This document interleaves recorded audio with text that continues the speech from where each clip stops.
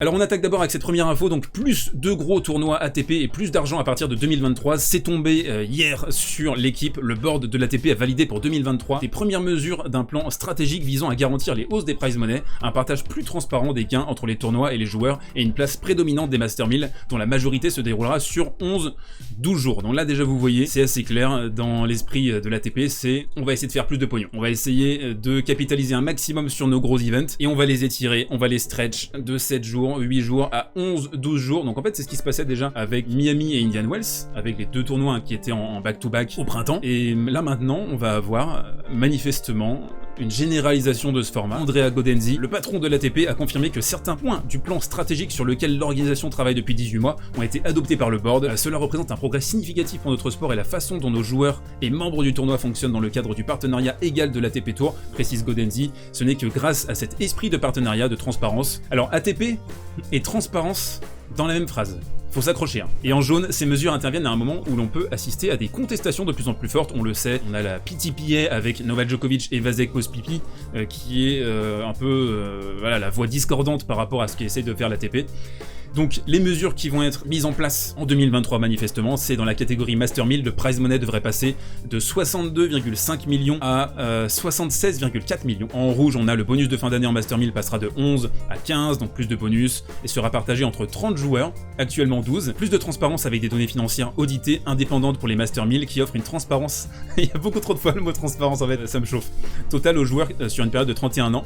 Et concernant le calendrier, augmentation du nombre de tournois Masters 1000 appelés à devenir des événements de 11-12 jours sont prévus désormais pour terminer là-dessus, 10 Master 1000 au lieu de 9 actuellement, donc on va rajouter un Master 1000, vous pouvez imaginer peut-être où ça, en Asie, ou alors un Master 1000, on en a parlé, un Master 1000 sur gazon. Je vais vous donner clairement mon avis là-dessus, je suis pas vraiment pour, parce que on voit hein, déjà les Master 1000, c'est focus exclusivement sur le top 50 mondial, et là en fait ça va, je pense, hein, de plus en plus creuser les inégalités entre les joueurs les plus riches et les joueurs qui gravitent un peu entre les 250 et les challengers. Et là on risque d'avoir une scission encore plus forte, plus importante entre les joueurs qui sont dans le top 10, dans le top 15, dans le top 20, dans le top 30 et les autres. Je suis inquiet de ce type de manœuvre parce que on voit que l'essentiel là ça va être de faire encore plus de pognon pour les joueurs qui sont déjà millionnaires et les autres, il y a rien en fait qui est pensé pour eux quoi. En tant que fan ça va donner des cadences encore plus dures. C'est ça aussi, c'est que alors là maintenant je pense que ça va être peut-être encore plus dur de remporter un Master 1000 parce qu'il faut être